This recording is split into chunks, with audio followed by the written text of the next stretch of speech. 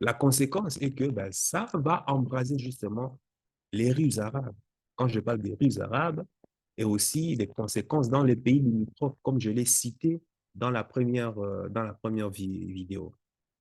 Donc, les pays arabes ne resteront pas justement là à regarder que les Palestiniens se faire massacrer par Israël. Sinon, ils n'auront plus en tout cas la légitimité en tout cas d'être pays arabes, tu vois ce que je veux dire. Donc, tous les dirigeants arabes sont sous pression ici, mais dans une dynamique où l'Occident, en gros, n'a pas grand-chose à offrir parce qu'elle est épuisée, parce que l'Occident, il faut savoir que l'Occident est épuisé. La plupart des pays arabes qui sont maintenus dans enfin, au pouvoir et tout et consorts, il faut savoir, c'est parce que c'est l'Occident qui l'a permis, parce que beaucoup travaillent avec l'Occident. Mais d'un autre côté, ils ont la pression du peuple. Maintenant, qui va aller s'offrir à l'Occident alors qu'il est économiquement épuisé? Et aussi par honneur, un autre pays arabe se faire massacrer, tu penses que les pays limitrophes vont se regarder, vont toujours continuer à se regarder comme ça?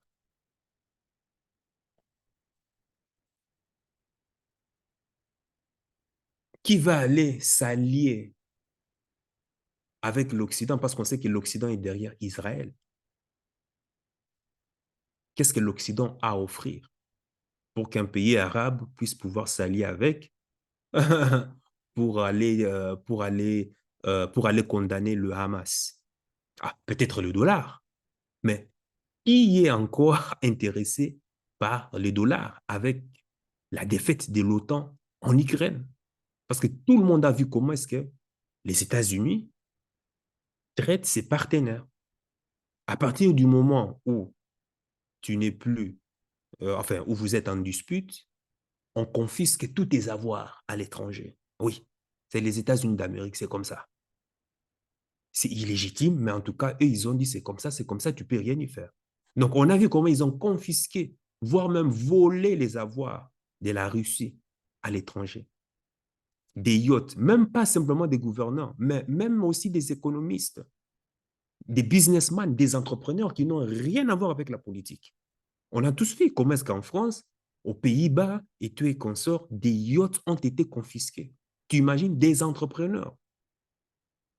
On les voit même ici avec le conflit entre la France et Burkina Faso, le Mali et le Niger. La tension qui est en train de se passer au sommet du pouvoir, eh bien, qu'est-ce que la France décide de faire? La France décide de punir, d'interdire aux étudiants burkinabés, maliens et nigériens d'accès à son territoire. Tu vois ce genre de répercussions. On sanctionne les artistes burkinabés, maliens, nigériens de pouvoir prester, de pouvoir exercer sur le territoire français. Dis-moi, qu'est-ce qu'un étudiant, qu'est-ce qu'un artiste a à voir avec vos problèmes politiques? Et c'est ce qu'ils ont fait. Bon, heureusement, avec la Russie, ils n'ont pas sanctionné certains étudiants et autres, mais on a vu que beaucoup de businessmen, des entrepreneurs ont été sanctionnés. Leurs avoirs ont été gelés.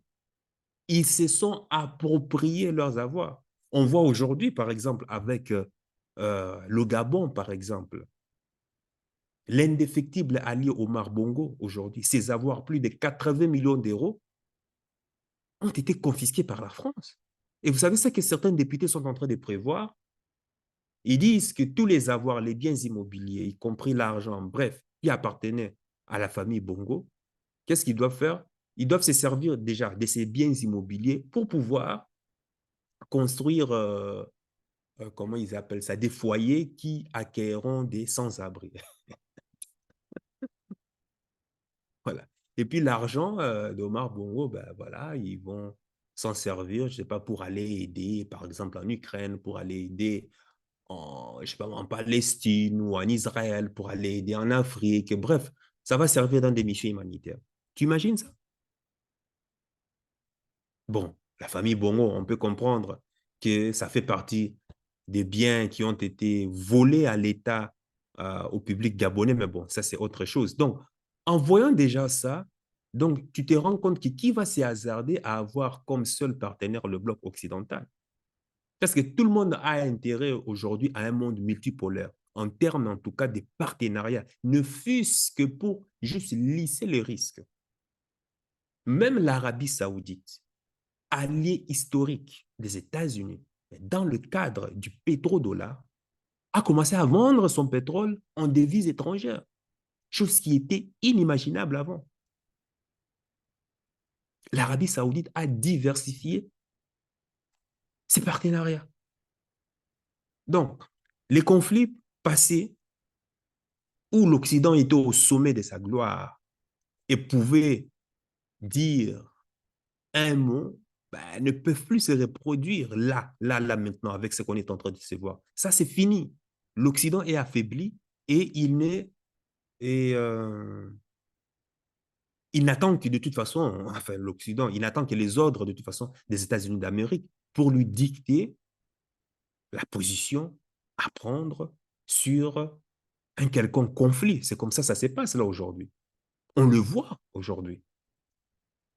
La preuve, regarde la position de tous les dirigeants sympathisants, politiciens, bref, soi-disant experts, sur ce qui se passe à Gaza. Tous sont unanimes. Et tous le disent. Israël a le droit à quoi? Israël a un droit sacré à la riposte. Elle est dans son droit le plus sacré.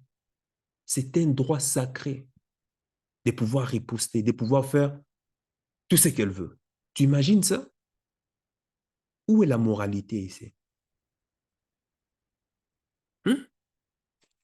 Moi, je veux bien qu'on m'explique cette arnaque, quoi. Est-ce que le monde est prêt à poser la première brique de vérité sur la question de ces conflits qui est la poudrière du monde? En tout cas, je m'interroge. C'est des questions, on s'interroge. Aujourd'hui, le centre géopolitique créé par le conflit, par exemple, ukrainien, s'est déplacé là.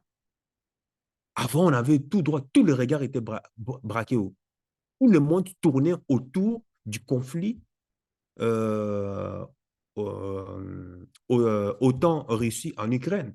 Mais là, c'est fini. Là, tout est déplacé. C'est fini maintenant. Hein. Peut-être maintenant vas-tu te poser, attends, Michaelis, qu'est-ce que tu es en train de me dire là? Ben, ce que je vais dire ici, c'est que l'OTAN, donc les États-Unis, ont perdu la guerre en Ukraine, si tu ne le sais pas encore.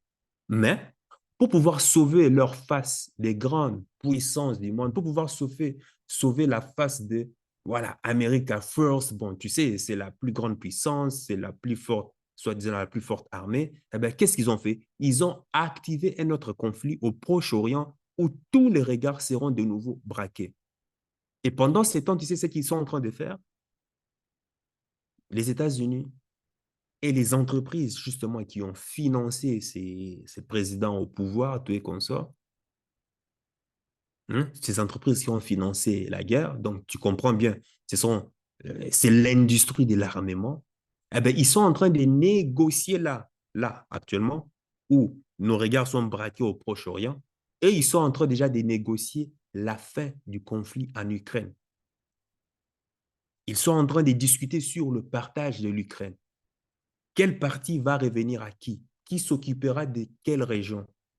Les entreprises américaines et russes discutent déjà sur le marché, je dis bien sur le marché des reconstructions. BlackRock s'était déjà positionné. Des milliards et des milliards de dollars ont été déjà mis sur la table. Peut-être que moi, je suis en retard. Si ce que je suis en train de te le dire, c'est déjà acté déjà, depuis déjà des semaines, voire même des mois. Ah, la Russie est en train de gagner la guerre. Enfin, la Russie a déjà gagné la guerre de toute façon en Ukraine. Parce qu'il n'y a plus d'armée en Ukraine. Tous les mercenaires et autres, tous ont été liquidés. Tous ceux qui combattaient là, soit ils ont pris la fuite, soit ils ont été arrêtés, ils ont été faits prisonniers. ou soit, ben voilà, ils se sont retrouvés simplement morts. Donc, la Russie, face à la plus massive des sanctions, qu'est-ce qu'elle a fait? Elle s'est engagée dans la multipolarisation du monde, notamment en renouant justement des partenariats aussi avec le Proche-Orient, l'Afrique, l'Asie, l'Amérique du Sud et autres. Pourquoi? Parce qu'elle a retenu justement la leçon de son passé. C'est très bien de traiter avec l'Occident, mais il faut avoir un pied dedans, mais un pied aussi dehors. Parce qu'au cas où, parce que ce sont les plus forts. Demain, ils peuvent se retourner et te dire, ben voilà, ton contrat, on n'en a rien à foutre. Donc, même au Conseil de sécurité de l'ONU, ils ont voulu condamner le Hamas pour légitimer la destruction de Gaza. Mais leur plan a encore échoué parce que la Chine et la Russie se sont fermement opposés. Et c'est un indicateur là très crucial, hein, mais pourtant, aucun média, aucun média n'a osé en parler. Je n'ai vu aucun média, en tout cas occidental, en parler que voilà, il y a une résolution de l'ONU qui a connu un échec foudroyant, alors que les États-Unis et l'Occident étaient là pour pouvoir légitimer, pour pouvoir pousser l'ONU à pouvoir se positionner, à condamner le Hamas, mais malheureusement, ce n'est pas passé au Conseil de sécurité. Tu vois? Même l'Union africaine a pris simplement acte de l'attaque du Hamas, mais personne n'a condamné le Hamas. Parce qu'eux aussi sont en train de vivre ça dans leur pays. La seule organisation au monde qui a condamné le Hamas, c'est simplement l'Union européenne et les USA, c'est tout. Même l'Inde ne s'est même pas prononcée. L'Union des pays d'Amérique du Sud, neutre. Bref, la majorité du monde est restée neutre, enfin, soit neutre, en tout cas, soit condamné aussi la riposte disproportionnée qu'Israël est en train de mener sur Gaza. Jusqu'à aller bombarder, tu imagines, bombarder un hôpital. La seule hôpital qui servait, enfin le seul hôpital, ou la seule, je ne sais plus, qui, euh, qui servait à soigner les Palestiniens. On bombarde un hôpital. Bon, maintenant, c'est vrai, ils sont en train maintenant de se renvoyer la balle. Israël dit que c'est le Hamas dit que c'est Israël. La Russie a demandé à Israël, comme vous dites que ce n'est pas vous, ce que vous allez faire, montrez-nous des preuves que ce n'est pas vous. Et jusqu'à présent, ils n'ont rien dit. Hein? Jusqu'à présent, ils n'ont rien dit. Maintenant, quel est le message sous-jacent qu'on véhicule en commettant une telle atrocité? Comment se fait-il que la seule souffrance de peuple reconnu de ce monde soit attribuée que euh, au peuple juif? Qu'en est-il alors de l'esclavage des Noirs? Ça ne dit rien à personne et pourtant, c'est un crime contre l'humanité. Mais est-ce qu'il y a eu réparation? Est-ce qu'il y a eu dédommagement? Niet. Là encore, les auteurs de crimes sont toujours là dans la nature, sont toujours là tranquilles, en train de poursuivre leur vie chill out. Quoi. Donc, il y a tous ces génocides commis à travers le monde. S'il ne faut qu'en citer, le génocide du peuple aborigien en Australie, les génocides des Congolais au Congo en Afrique, s'il ne faut qu'en citer que cela,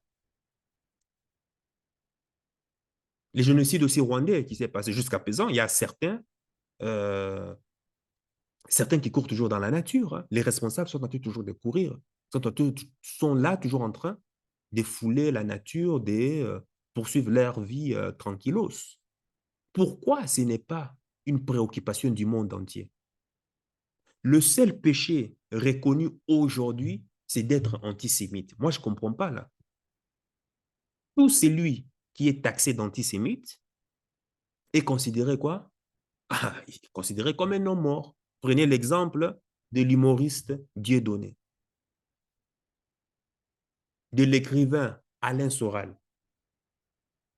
Analyse toi-même.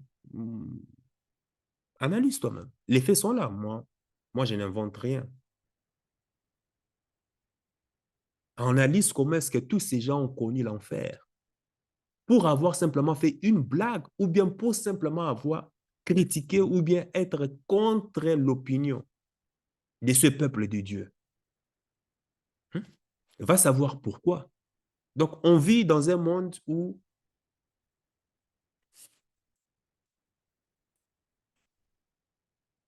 toute la souffrance que d'autres peuples connaissent, en tout cas, ne valent pas la souffrance du peuple de Dieu, du peuple élu de Dieu, du peuple juif. Voilà le carrefour où nous mènent ces conflits. Maintenant, le monde doit soit continuer dans cette bêtise légitimée à considérer que ben voilà, c'est le peuple élu de Dieu, donc on se soumet à leurs caprices, c'est comme ça. Soit le monde doit se donner la main et décider justement de réinventer un autre monde en commençant déjà par régler cette injustice historique qui se passe en Palestine. Mais en tout cas, dans l'urgence ici, avec le mal qui est déjà fait, moi, en tout cas, je suis favorable pour le moment de reconnaître la création de deux États. Je dis bien deux États. Et ensuite, régler maintenant la question des exilés. Parce que jusqu'ici, on a vu que l'ONU n'a servi à rien. Pour moi, franchement, l'ONU doit être dissoute. Ça ne sert à rien. Ça sert vraiment à rien du tout. C'est ça, en tout cas, moi, avec le mal qui est déjà fait, ça serait moi, en tout cas, mon souhait pour pouvoir amener la paix dans cette région. Maintenant, je voudrais que toi aussi, que tu me dises, selon toi, là, actuellement, avec le mal qui est déjà fait, quelle est l'issue? Quelle est l'alternative que tu proposes pour pouvoir régler définitivement ces conflits qui durent déjà quoi, 80 ans, 75 ans, je ne sais plus. Dis-le-moi dans les commentaires. Voilà. Sur ce, j'espère qu'on a fait le point sur, voilà, sur ce conflit. Hein. Je me suis basé simplement sur les écrits que les forts ont écrits. Quand je dis le fort, ici, on dit, c'est lui qui raconte l'histoire, c'est toujours le fort. Quand le chasseur va à la chasse, quand il revient à la maison, il ne raconte que sa version à lui des faits. Mais on n'a pas demandé au lion quelle était sa version par rapport à l'expérience qu'il y a eu de la chasse. On ne demande jamais au gibier quelle est sa version des faits. C'est toujours le plus fort. Donc, pour moi, la vérité doit se trouver entre celui qui va à la chasse et celui qui est chassé, la victime aussi.